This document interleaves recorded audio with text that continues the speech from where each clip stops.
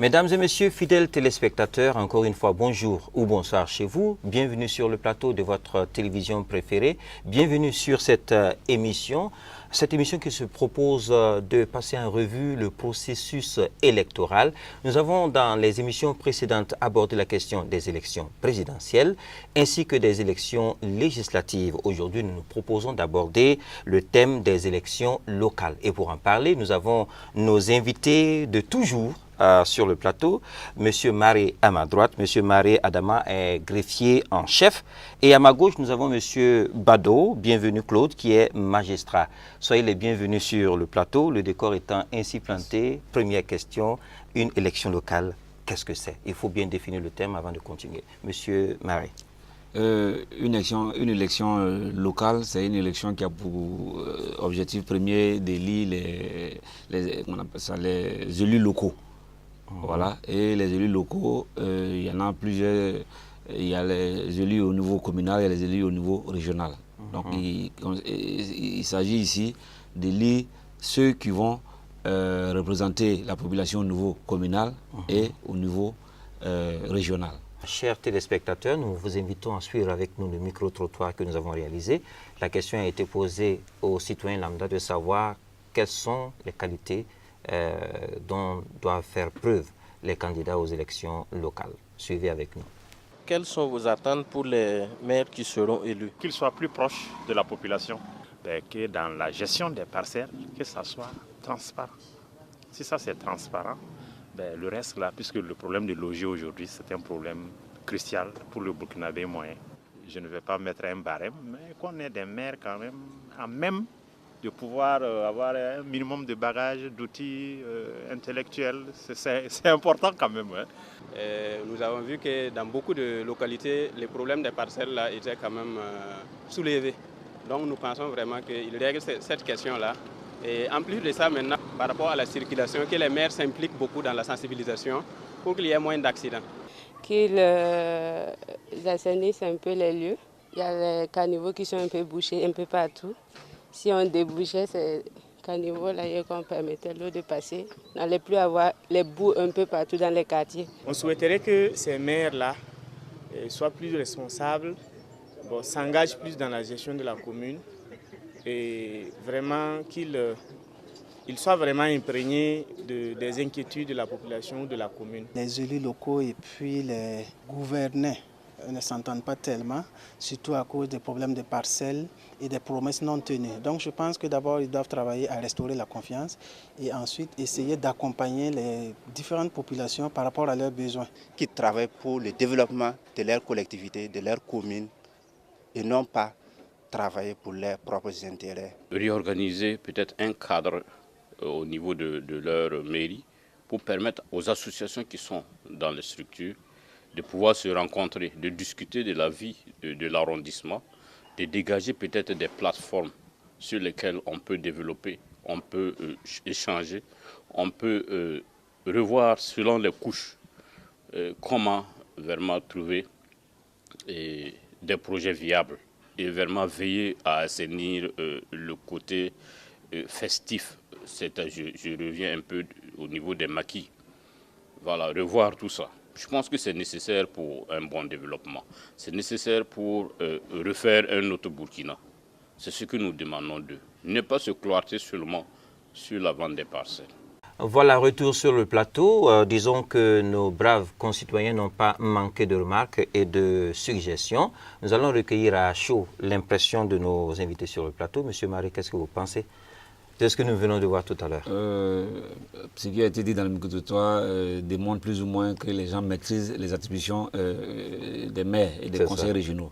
Mais beaucoup sont braqués sur une attribution en particulier, c'est de la gestion de la distribution des parcelles. Il faut que les maires mettent un accent particulier à gérer de façon équitable et transparente cette question. Mais il faut que les citoyens comprennent que le maire fait beaucoup de choses. Il y a l'état civil qui est important, il y a la tranquillité et la sécurité des citoyens, il y a la voirie, voilà, et il y a la police administrative également. Sinon, ce qu'ils ont dit prouve qu'ils sont au parfum de la chose communale. Les responsabilités du maire. Monsieur Bado, quelque chose à ajouter par rapport à... Oui, on voit que les gens savent, en tout cas, quelque chose sur les attributions du maire, mais on constate que l'essentiel des reproches qui sont faits donc, au maire, c'est la mauvaise gestion des parcelles. Et leur manque d'initiative en termes de projets de développement pour la commune. Voilà, d'abord, il faut savoir que les maires peuvent s'appuyer sur les organisations de la société civile qui sont à leur niveau, qui peuvent avoir des compétences nationales, mais lorsqu'elles sont logées donc, au siège de la commune, un maire peut travailler avec ces structures-là pour faire développer certaines choses, notamment en matière d'assainissement, de salubrité. Oui, M. Bado, est-ce que vous pouvez déjà nous faire un éclaircissement sur les subdivisions administratives au niveau du Burkina pour que le téléspectateur fasse la part des choses entre ce que c'est qu'une région, une commune, même une province? Et je dirais que le Burkina Faso, d'un point de vue administratif, et en ce qui concerne les territoires, le territoire a été subdivisé donc en régions, en provinces et en communes. Voilà, maintenant, ce qu'on peut dire, c'est qu'au niveau des communes, il y a des communes dites urbaines et des communes dites rurales. Alors, au niveau des communes rurales, leurs limites territoriales coïncident en même temps avec celles des départements. Voilà, donc c'est à ce titre que quand on parle d'élections locales, il faut voir celles qui concernent donc les conseillers municipaux et plus tard aussi donc avec l'avènement de la régionalisation, donc des conseillers régionaux. Donc c'est dire que la population va élire les conseillers régionaux ou les conseillers municipaux et c'est à l'interne que chacun va, enfin, que le vote va se faire pour trouver le maire ou le président du conseil régional. Il faut dire que ce n'est pas la population qui élit les conseillers régionaux, mais c'est la population qui élit les conseillers municipaux. Les conseillers municipaux se retrouvent dans leur ensemble pour une commune, et dans une assemblée qu'on appelle conseil municipal. Et le conseil municipal porte à sa tête une personne qu'on élit, qu'on appelle le maire. Et j'ai dit, bon, comme le maire n'est pas toujours disponible, il peut être indisponible pour plusieurs raisons, pour ne pas que la commune ait des difficultés de fonctionnement, on a prévu l'élection d'un premier adjoint au maire, d'un second adjoint au maire. Il y a même d'autres commissions qui sont au niveau de la commune pour permettre un fonctionnement efficient. Et c'est les conseillers donc au niveau communal qui forment le conseil municipal. Les conseils municipaux donc normaux, qui n'ont pas un statut particulier, élisent 2 conseillers régionaux parmi les conseils et conseillers municipaux de la commune. Et les conseils municipaux donc à statut particulier là, élisent 3 conseillers régionaux.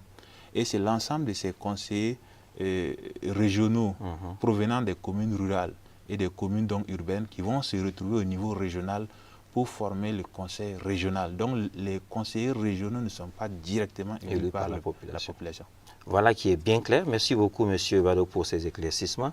M. Marie, qui peut être candidat aux élections municipales et régionales? En ce qui concerne l'élection du conseil municipal ou bien des conseils municipaux, c'est comme pour toute élection, il faut remplir les conditions minimales, c'est-à-dire être une liste électorale, avoir la qualité d'électeur. Voilà. On a déjà dit, pour être électeur, il faut avoir 18 ans au minimum, être burkinabé, prouver que vous êtes burkinabé par une pièce d'identité, un certificat de nationalité, et être sur la liste. Si vous êtes sur la liste, ce qu'on demande comme condition spécifique pour les élections municipales, c'est d'être résident dans la commune où vous voulez être conseiller. À défaut d'être résident, c'est-à-dire être là-bas sur place, il faut y avoir des intérêts économiques certains. Voilà. C'est pour éviter que certaines personnes il ne réside pas là-bas, il n'a pas d'intérêt, donc il ne connaît pas la localité et il va venir représenter les gens et ça risque d'être autre chose. Donc ça, c'est la condition générale. Maintenant, pour être plus spécifique, par exemple, comme pour les élections législatives, on a dit que les étrangers qui ont acquis la nationalité burkinabé, après 10 années, ils pouvaient, s'ils remplissaient les conditions, devenir députés. Ici, le délai, c'est 5 ans. Ok, là c'est moins. C'est moins. Okay. Voilà, c'est une question de vision politique. Voilà, ça ne s'explique pas forcément de façon rationnelle, mais c'est une vision politique. Voilà, les élections municipales, c'est à un niveau moindre. Voilà, donc les conditions sont plus simplifiées. Donc pour les étrangers qui ont 5 ans et qui remplissent les conditions de probité, de moralité requises, ils peuvent être candidats. Maintenant, il y a des personnes qui ne peuvent pas être candidats et on parle des personnes inéligibles. Et ce sont les personnes qui sont dépourvues de leurs droits d'éligibilité par une décision de justice. Un juge a une décision et dans la décision, il dit que telle personne ne peut plus jouir de ses droits civiques et politiques. On va en tenir compte, il ne pourra pas être candidat. Si également quelqu'un est pourvu d'un conseil judiciaire, c'est-à-dire quelqu'un qui pour ses actes lui-même personnels a besoin d'être assisté, on ne va pas lui permettre d'aller représenter les autres, puisque lui-même il est représenté.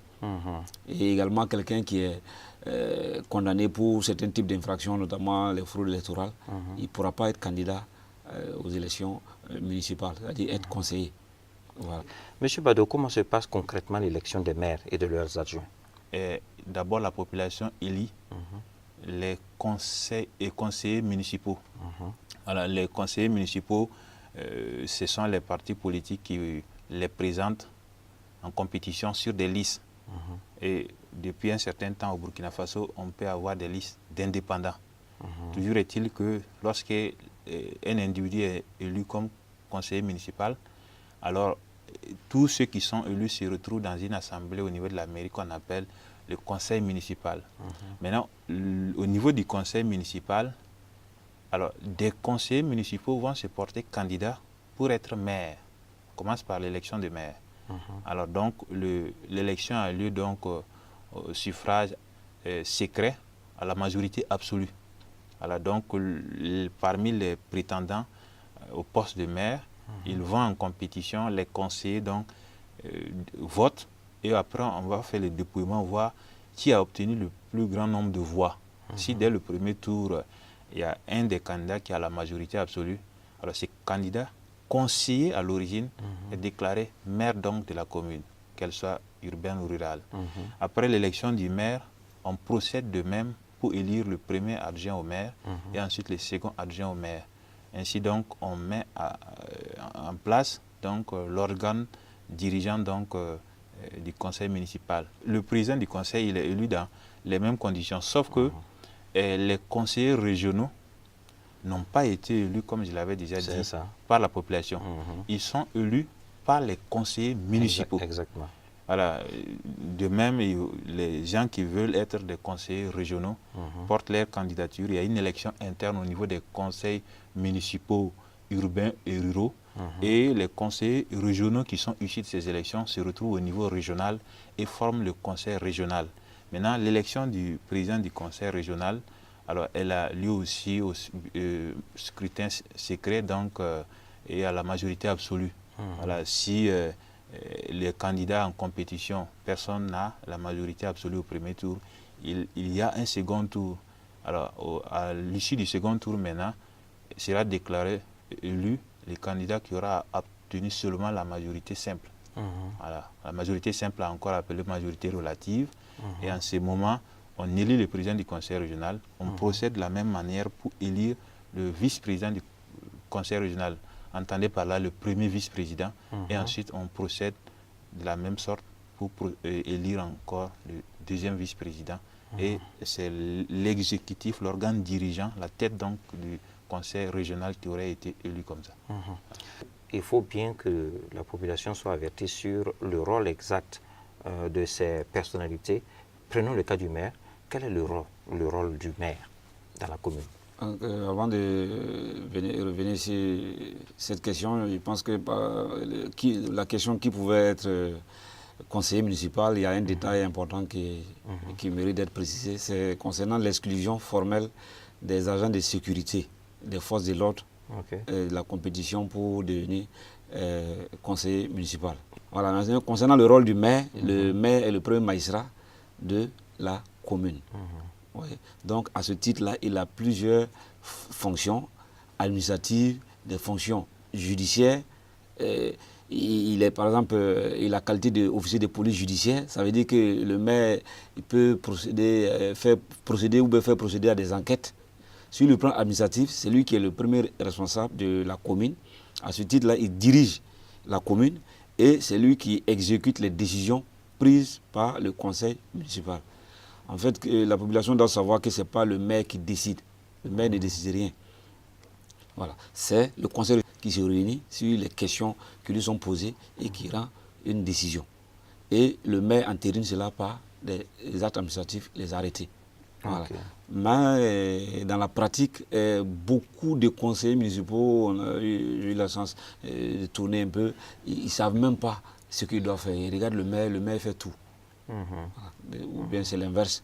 D'autres ils ont trop compris, ils travaillent à bloquer voilà, la marche de la commune. Chacun a sa place et son utilité dans le conseil municipal. C'est lui également qui va organiser et gérer l'état civil. Voilà, donc le maire a plusieurs attributions. Qu'en est-il du rôle du président du conseil régional? Est-ce que c'est la même chose que celui du maire? Oh, ce n'est pas exactement la même chose parce que d'abord, d'un point de vue compétences territoriales, ils ne gèrent pas les mêmes entités administratives. Maintenant, je voudrais juste ajouter quelque chose à ce que M. Marie a dit en ce qui concerne la qualité d'OPJ qu'a M. le maire, l'officier de police judiciaire. Voilà, officier de police judiciaire. Je voudrais juste faire remarquer que c'est dommage que cette attribution n'est pas mise en valeur. Personnellement, je n'ai jamais vu un procès verbal dressé par un maire, mais surtout officier de l'état civil, puisque c'est lui qui célèbre les mariages, qui délivre voilà, donc les actes d'état civil. Ça, vraiment, le domaine de prédilection de M. le maire ou de Mme le maire, c'est ce domaine-là. Mais qu'est-ce qui explique le fait qu'il n'use pas de cette prérogative-là au niveau judiciaire? Est-ce parce qu'ils n'ont pas de compétences judiciaires pour ça? D'abord, il faut éviter d'entreprendre des choses qui pourraient être mal conduites ou qui pourraient, d'une manière ou d'une autre, se retourner contre vous. Donc, même s'il y a une infraction ou un fait susceptible donc, de donner un constat par officier de police judiciaire, le maire, dans la plupart des situations, va faire appel à un officier de police judiciaire qui peut être un policier donc, ou un gendarme pour venir constater les choses parce qu'ils sont vraiment au quotidien en train de faire ça. La constatation des infractions, ils adressent procès verbal qu'ils adressent à M. le procureur donc, du FASO, du ressort compétent.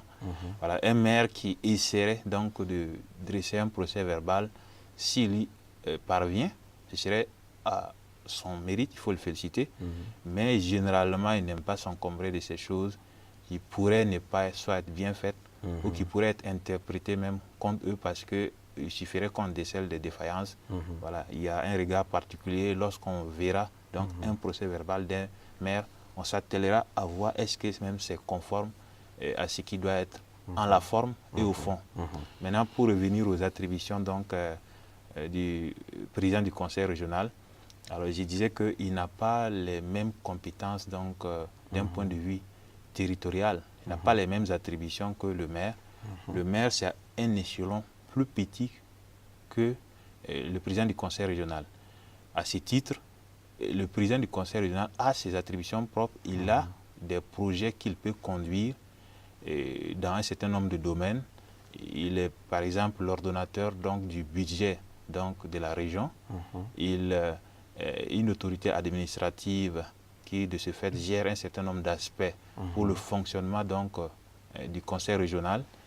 Il représente donc les élus régionaux et même donc qui ont des attributions, c'est-à-dire faire fonctionner le conseil régional.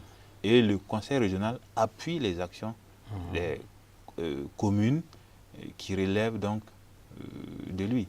Donc c'est pour dire que les attributions du président du conseil régional, ce n'est pas les mêmes. Mais il peut y avoir par moment interférence parce que les mêmes domaines donc, qui constituent les attributions soit de M. le maire ou de M. le président du conseil régional, et du conseil régional, ça peut être aussi des femmes, voilà, sont tels qu'il peut y avoir des interférences, mais le tout concourt au bien-être donc de la commune pour le maire et au bien-être de la région pour le président du conseil régional. Bon, pour parler de manière terre à terre, est-ce qu'on peut dire que le président du conseil régional commande le maire? Le président du conseil régional est au-dessus d'un point de vue la hiérarchie administrative et le protocole, le rang protocolaire, il vient avant le maire, mais il n'a pas à s'ingérer dans les affaires locales. Peut-être sur un plan administratif, ils peuvent travailler ensemble. C'est plus de la collaboration que des relations de subordination. Monsieur Marais. Je voudrais peut-être ajouter simplement que c'est le même type d'attribution qu'ils ont, mais c'est la compétence territoriale qui fait la différence. Par exemple, si on doit construire un marché régional, aucun maire n'a ce budget. Parce que ça concerne tous les maires qui forment le conseil régional. Si on doit faire une piste à bétail dans la région, c'est supporté. Voilà, donc c'est dans ce sens-là. Maintenant, si c'est un projet régional, il va sans dire que c'est le président du conseil régional qui pilote tout. Et les maires ne peuvent qu'obéir aux instructions qu'ils donnent, parce qu'en ce moment-là, le champ d'action, c'est toute la région. Sinon, ce n'est pas une hiérarchie administrative comme, ou bien professionnelle comme un patron et son subordonné. Ce n'est pas dans ce sens-là. Ok, c'est bon de comprendre ça. Mais de là à se poser la question encore, est-ce qu'il ne faut pas, quelque part, asseoir des conditions également concernant ces deux aspects? Oui, il faut vraiment souhaiter qu'on ait des maires qui ont une compétence et une moralité qui ne soient pas facilement reprochables par un citoyen bien informé en tout cas. Il ne suffit pas de porter des préjugés à quelqu'un. Maintenant, un maire doit avoir un projet de développement pour sa commune. Et il vient pendant les 5 années donc qu'il doit rester à la tête du conseil municipal. C'est ce projet-là qu'il va soumettre au conseil municipal et qu'il adopte. Ensuite, en ce moment, après l'adoption, ce n'est plus le projet du maire, c'est le projet de la commune. Mais le maire, à l'origine, doit avoir des idées qu'il propose. Voilà, donc il ne faut pas être dans une commune pour attendre que juste des partenaires viennent pour dire de faire ça, ça, et puis on passe les 5 années à faire juste ce que les partenaires ont dit. Alors que ce que les partenaires font sur le terrain, ce n'est pas toujours dans le sens de ce que la population aurait voulu. Voilà, c'est vrai qu'il y a des projets pour lesquels on consulte la population locale, mais à d'autres, on apprend que ce projet est là qui doit être exécuté. Donc le maire doit être une personne de bonne moralité. Comme les candidatures sont des candidatures de liste, et de par le passé, il y avait que les partis politiques qui proposaient des personnes. Alors certains passaient sous la bannière des partis politiques pour présenter n'importe qui. Vous m'excuserez de l'expression, mais à la tête d'un conseil municipal. C'est-à-dire, avant même les élections, on pouvait déjà pressentir que c'est tel individu qui probablement sera maire. Et après les élections, il en est ainsi. Alors on peut même parler d'élections entre guillemets, puisque avant les élections des conseillers, simples conseillers, on savait que ces candidats proposés par tel parti, alors si le parti est victorieux sur des élections, c'est celui-là qui sera le conseiller. Cette personne pouvait être de mauvaise moralité et malheureusement, les choses se passent comme prévu. Des gens qui ont mal géré des communes de par le passé, qui reviennent à les gérer une autre fois, 2 fois, 3 fois. Donc c'est déplorable. Et dans ce cas-là, quel conseil vous avez à donner, non seulement aux candidats, comme conseillers régionaux ou municipaux, ou à la population qui doit les élire? En ce qui concerne les conseils, je voulais demander aux maires qui seront élus là, de vraiment accepter leur fonction là comme un sacerdoce. C'est déjà honorable que d'être le premier magistrat, honoré, adulé. Voilà, ce n'est pas forcément pour s'enrichir. Voilà. C'est-à-dire, on doit être heureux de savoir que la majorité des citoyens de la commune là sont en paix, ils sont dans la joie. Et votre passage à la mairie là peut ouvrir d'autres portes, mais ne vous accrochez pas à ce poste-là, sinon vous allez finir par être emporté sans vous rendre compte. À l'égard des populations, c'est leur dire de prendre conscience de ce qu'ils vont faire le jour du vote. Parce qu'il ne s'agit pas de mépriser ou bien de négliger le vote, ou bien de voter qui on veut, et puis s'attendre à des miracles. Voilà, donc leur propre destin est dans leurs mains, pas dans la main des maires. Les maires et les conseillers régionaux ne sont que des représentants. Voilà, donc que chacun soit vraiment conscient de la portée de son vote. Merci beaucoup, M. Maré. M. Bado, est-ce que, à votre niveau, vous avez aussi des conseils et des suggestions à apporter à nos concitoyens? Oui, je souhaiterais seulement que les citoyens, donc, au niveau local, qui vont élire les conseillers municipaux, qui à leur tour vont élire en leur sein des conseillers régionaux, soient donc des gens suffisamment éclairés et honnêtes, intègres, pour que nous puissions avoir des citoyens, en tout cas dignes pour nous représenter au niveau local et plus tard au niveau régional. Parce que il ne faut pas voter quelqu'un parce que juste on le connaît ou bien parce qu'on nous a dit de le voter. Il faut d'abord voir en la personne, est-ce que c'est monsieur ou cette dame que je vais voter est un exemple. Est-ce que cette personne peut avoir un projet pour l'entité administrative dans laquelle je vis, pour espérer plus tard avoir des conseillers municipaux au-delà de tout soupçon et compétents pour avoir des projets de développement pour la commune et plus tard pour la région. Voilà, mesdames et messieurs, c'est sur ces conseils que nous allons prendre congé de vous. Nous espérons que ces conseils et ces suggestions et cette émission dans son ensemble a concouru à éclairer notre lanterne sur les élections locales.